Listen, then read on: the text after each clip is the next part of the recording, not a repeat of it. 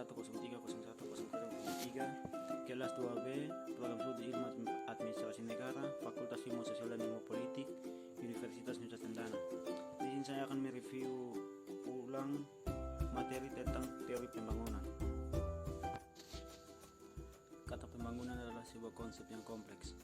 Pada awalnya pembangunan hanya sebatas kata benda yang netral yang dimaknai sebagai pertumbuhan ekonomi, kenaikan pendapatan, dan lain-lain, bahkan ideologis.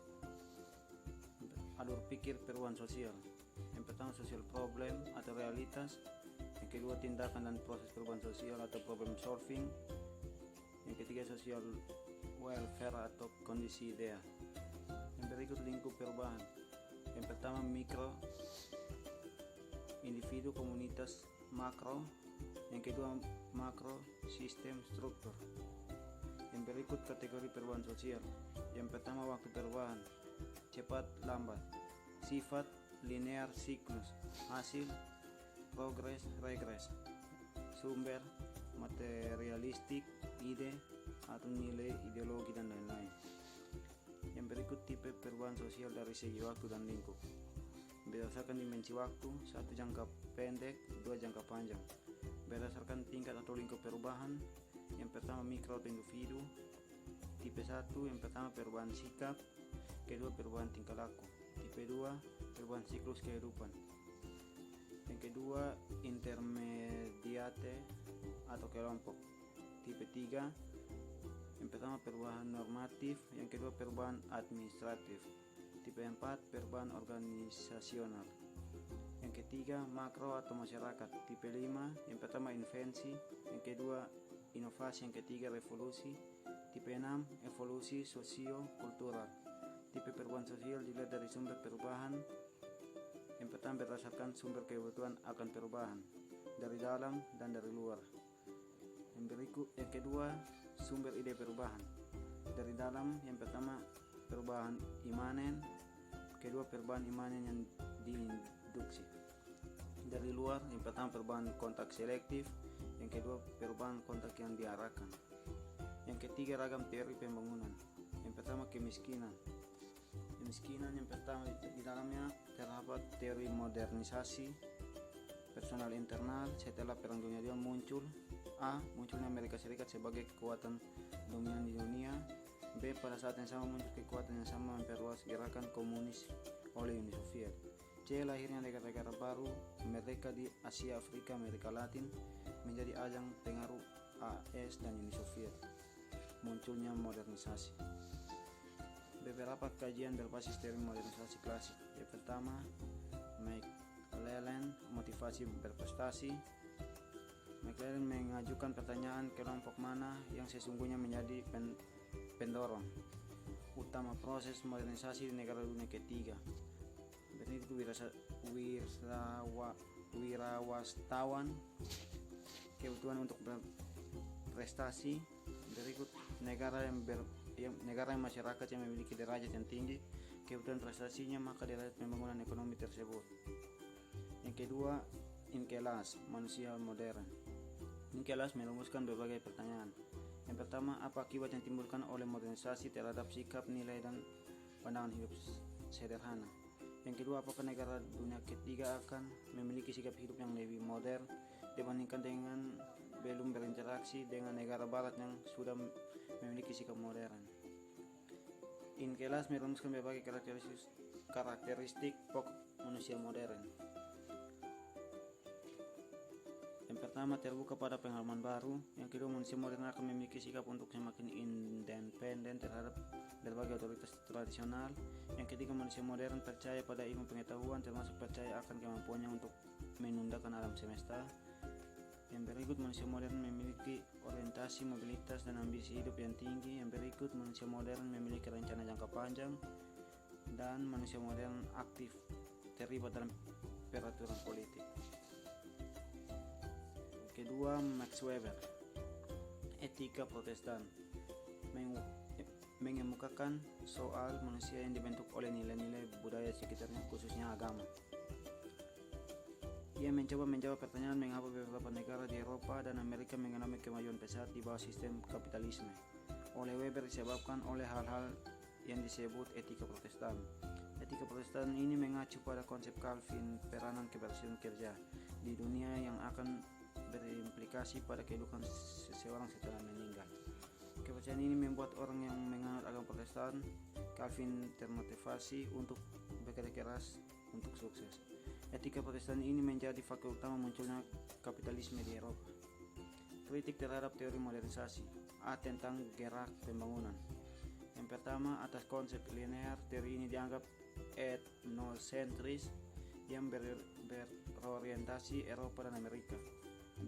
Yang kedua, kategori maju, terbelakang, modern, tradisional merupakan pelabelan yang bersifat ideologis atau superioritas Barat atas Timur. Tentang nilai tradisional, yang pertama, pengkritik mengajukan keberatan atas asumsi teori modernisasi pertentangan antara tradisi dan modern. Yang kedua, bagi mereka masyarakat tradisional sebetulnya memiliki nilai heterogen. Yang berikut, nilai tradisional dan modern apakah harus terpisah? Apakah nilai tradisional selalu menghambat modernisasi? Kemampuan modernisasi menghapus nilai tradisional? Tentang dominasi asing. Yang pertama, teori modernisasi mengabaikan unsur dominasi asing dalam kerangka teorinya, tapi fokus masalah inter. Kerangka dasar atau awal teori ketergantungan, Raoul, Rebis atau Eichler. Kritik tentang pembagian kerja internasional. Yang pertama, negara dunia 1 menyiapkan barang-barang industri, negara dunia 3 memproduksi bahan pangan dan bahan mentah untuk negara industri. Terjadi defisit. Yang pertama, permintaan barang-barang pertanian tidak elastis, pendapatan meningkat tetapi tidak boleh makan anggaran untuk membeli atau impor menjadi lebih besar, sedangkan pendapatan ekspor relatif tidak meningkat. Yang kedua, negara industri melakukan proteksi terhadap hasil pertanian mereka sendiri. Yang ketiga, kebutuhan bahan mentah bisa diganti penemuan teknologi baru bahan mentah sintesis. Yang berikut, Andre Gunder Frank, pembangunan dan keterbelakangan. Yang pertama, bukan faktor internal penyebab keterbelakangan di dunia 3, tapi kolonialisme. Keterbelakangan bukan merupakan sesuatu yang dialami, melainkan ciptaan sejarah dominasi kolonial yang dialami negara-negara dunia ketiga. Model metropolis dan satelit surplus ekonomi dalam bentuk bahan mentah, laba dan sebagainya. Ada hubungan antara kedekatan dengan keterbelakangan negara satelit. Negara-negara dunia ketiga atau Amerika Latin harus memproduksi sendiri kebutuhan barang-barang dan negeri untuk mengurangi biaya impor. Pemerintah memproteksi industri dalam negeri. Terakhir, dalam realitasnya ternyata daya beli masyarakat terbatas pada kelas sosial tertentu dan pasar domestik tidak membesar atau ekspansi. Dos Santos, struktur ketergantungan. Yang pertama, bahwa hubungan dua negara mengandung ketergantungan. Apabila beberapa negara dominan berkembang dan memiliki otonomi dalam pembangunannya, sementara negara lain yang tergantung dapat melakukan hal serupa hanya sekedar merupakan refleksi perkembangan negara dominan. Yang kedua, hubungan antara negara dominan dengan negara tergantung adalah hubungan yang tidak sederajat. Pembangunan negara dominan dibebankan kepada negara yang tergantung melalui perdagangan yang monopoli, utang piutang yang menghasilkan nilai lebih bagi negara dominan. 3 bentuk ketergantungan. Yang pertama, ketergantungan kolonial. Yang kedua, ketergantungan industri, keuangan, devisa atau rendahnya harga produk bahan mentah, uang keluar lebih besar dibandingkan dengan uang masuk. 3, ketergantungan teknologi industri.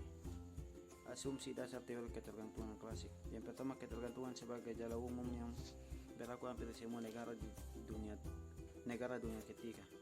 2, ketergantungan sebagai akibat faktor eksternal.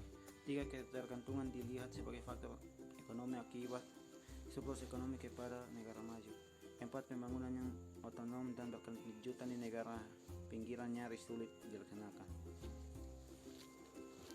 Teori sistem dunia. Yang pertama, sejarah.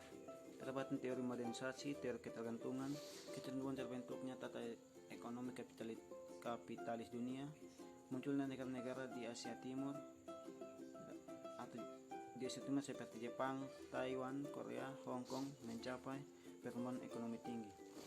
Adanya krisis negara sosialis, krisis di Amerika Serikat memikirkan kerangka pikir baru, perspektif sistem dunia. Soal kutub negara, Wallerstein kritik terhadap model dua kutub atau sentral dan pinggiran. Yang kedua, dunia terlalu kompleks. Yang ketiga, banyak negara yang sebetulnya tidak masuk dalam dua kategori tersebut. Yang terakhir, trikutub sentral, semi pinggiran dan pinggiran.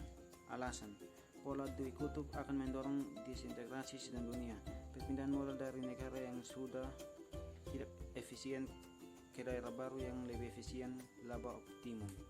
Tempat ini oleh Wallerstein sebagai negara semi pinggiran. Jika negara semi pinggiran tidak ada, bisa menciptakan krisis ekonomi, krisis politik. Karakteristik negara-negara semi pinggiran memiliki posisi tawar perdagangan yang berbeda dengan negara pinggiran yang cenderung pertukaran tidak seimbang. Kedua, campur tangan negara tinggi dalam mengatur dan mengawasi pertumbuhan pasar dalam negeri. Dari pinggiran ke semi pinggiran, yang pertama melaksanakan 3 kombinasi alternatif strategi pembangunan, yang kedua menangkap dan memanfaatkan kesempatan, yang ketiga strategi promosi dan undangan, yang terakhir strategi kemandirian. Dari semi pinggiran ke sentral, yang pertama terletak pada kesempurnaan negara semi pinggiran untuk menciptakan dan menyediakan luas pasar yang mampu menggunakan teknologi maju. Yang kedua, memperbesar pasar domestik dan dalam negeri. Yang ketiga, menetapkan tarif bagi barang impor. Yang keempat, kebijakan subsidi. Yang kelima, promosi bahkan propaganda ideologi.